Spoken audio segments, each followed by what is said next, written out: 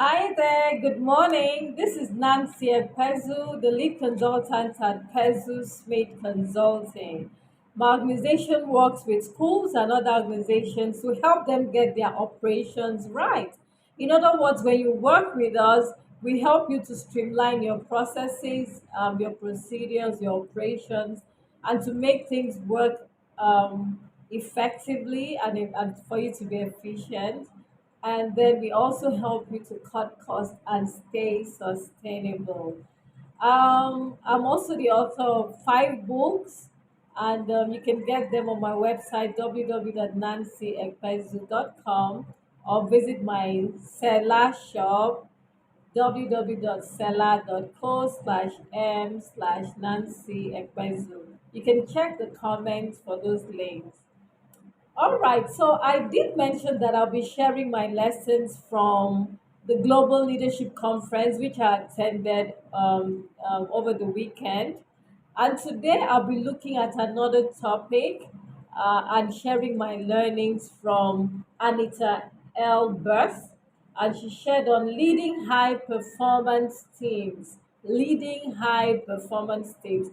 A lot of us as leaders know the importance of building a team. You cannot do much as a manager or a leader if you do not know how to build a team. We've done it in different ways, but this time around, I picked tips from Anita Elberse that I think I need to share with you. And one of the first things she said was to actually build a winning culture. Do you have a culture in your organization that allows people to win such that they feel happy and proud to belong to a team? And she says it's important. It takes consistent and hard work to build a high performance team. So you need to adopt a winning culture, a winning culture. And the first thing she shared was that you should set a standard, set the highest standards for everybody so that they have to line up to meet the standards and make it easy for them to win as well. So winning is about an attitude and it involves paying attention to details. It also indicates that you also need to let everybody know that their job matters, from the janitors, from the gatesmen to the people who clean, to the ones who do basically everything, to the executives, from the lowest rungs, so to say, not that they're any less important, to the executive level. Let everybody know that their job matters and spend time with them to let them know.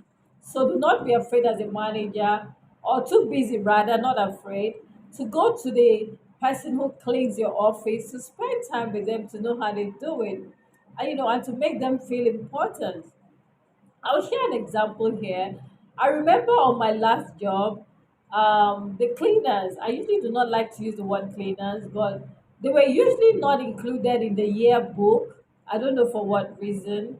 And so when I took over, it was the first time they were having a photo shoot with the executive administrator, which happens to be my position at that time. And I told them that I was coming to take pictures with them. I made up time. I took pictures. We had generally a nice time, just in the photo shoot. And I remember the next day, one of them came to me with a bottle of groundnuts and peanuts, if you're not in Nigeria. And she said to me, Miss Nancy, thank you so much. You don't know how much that meant to me that you took time from your busy schedule to not just tell us to have our pictures, but that you came and stayed with us, posed with us, to take the pictures, played with us, and all of that, and that it meant a whole lot to her because that had never happened in the organization.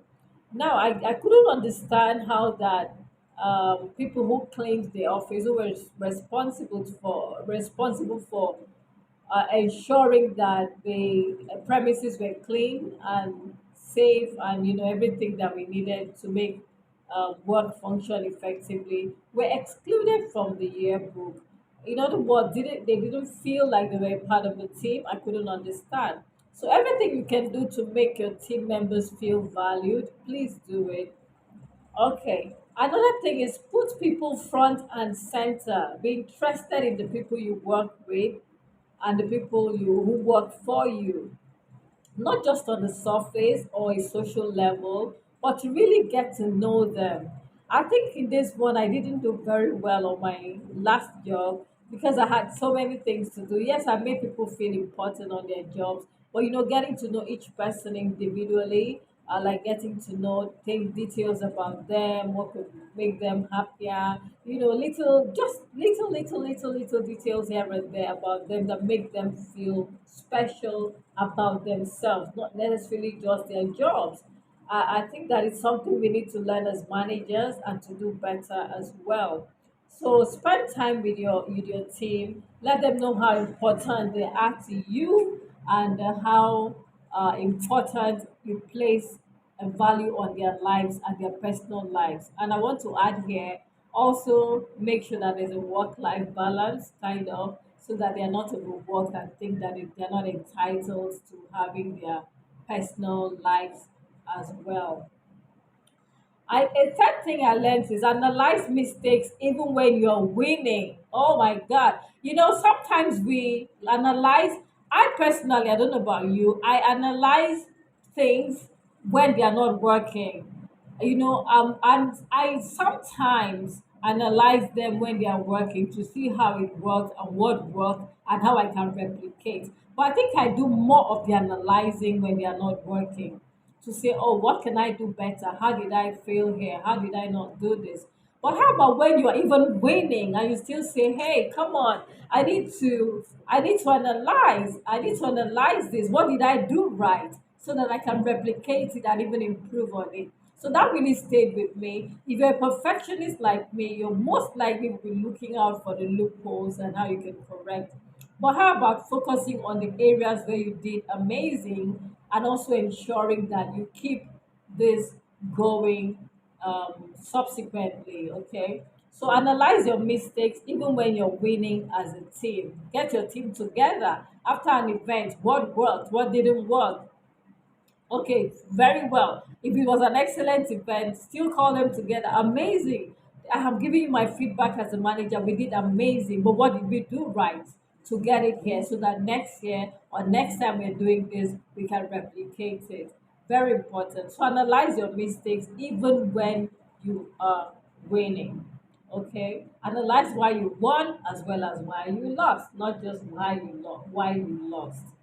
Another is to foster an open, no blame culture. Much as you set the highest standards, do not have a culture of blaming people. If you keep doing that, they will not be open to exploring and bringing their initiative to the job. They will all feel closed in, more or less, and not be able to give their best or just give their best in a very contained manner. So foster an open, no blame culture. If staff members do something and they make a mistake, instead of constantly blaming, you could just correct them, how they can do it better next time. So learn to give positive, I read that as learn to give positive feedback without necessarily criticizing in a negative way to demotivate the people that you lead. So foster an open, no blame culture. Another would be to trust the superstars but maintain authority. Sometimes we delegate and just leave things at that.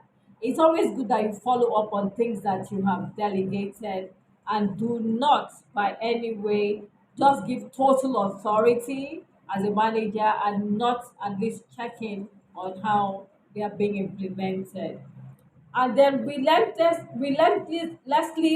um, relentlessly battle complacency. Are your team do you allow complacency? Do you allow your team members just do the basics? Fight complacency. Okay, battle it, fight it. Do not allow them to become complacent. If they've done something okay today, tomorrow it should be better and better and better. Nobody should settle. Complacency means just settling in to do the basics, to where you are. And that's not, it doesn't reflect a growth mindset.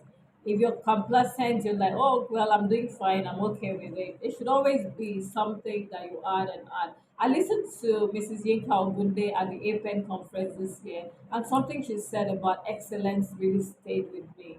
She said excellence is not is a process, and you quite never get there. You're always in the process of achieving it. So even if something is outstanding today, you can still achieve excellence above that outstanding level. I was like, wow, because I like to throw the word excellence in a different way, but this time around I saw it differently. Okay, that excellence is something you aim to achieve. That, even when you're outstanding, still aim to improve on that outstanding, because so long we're humans, there's always room for improvement. And she asked the question, can a school attain excellence? Can an organization attain excellence? Can an individual attain excellence? And I want to say that it's a process, okay? So I want to add this from Anita Elberse.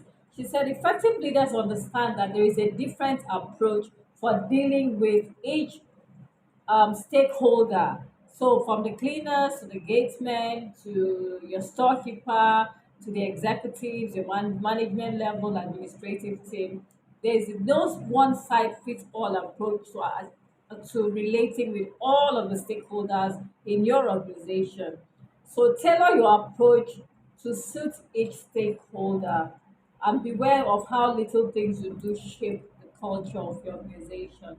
So that's another thing. Tailor your approach. It's not a one size fits all approach to every stakeholder. The way you approach your management team will be different from how you approach, let's say, those in the junior cadre. I hope that these have been helpful. So this is my the second topic that I'm discussing from the Global Leadership Summit 2023. So if you have not subscribed to my YouTube channel, I don't know what you're waiting for. Hello? Do that right away and turn on the notification so that you'll be the first to be notified whenever there is a new video upload. And I'll ask that you connect with me on my various social media platforms. I'm on Facebook as Nancy Mba Ekwezu. I'm on LinkedIn as Nancy Ekwezu. I'm on Instagram. I'm basically everywhere. Just Google me. Just type in Nancy Ekwezu on Google, and a whole lot of stuff will come out. I am very Googleable. Are you Googleable? Okay, so thank you so much for watching this to the end. Make sure you subscribe. I wasn't kidding.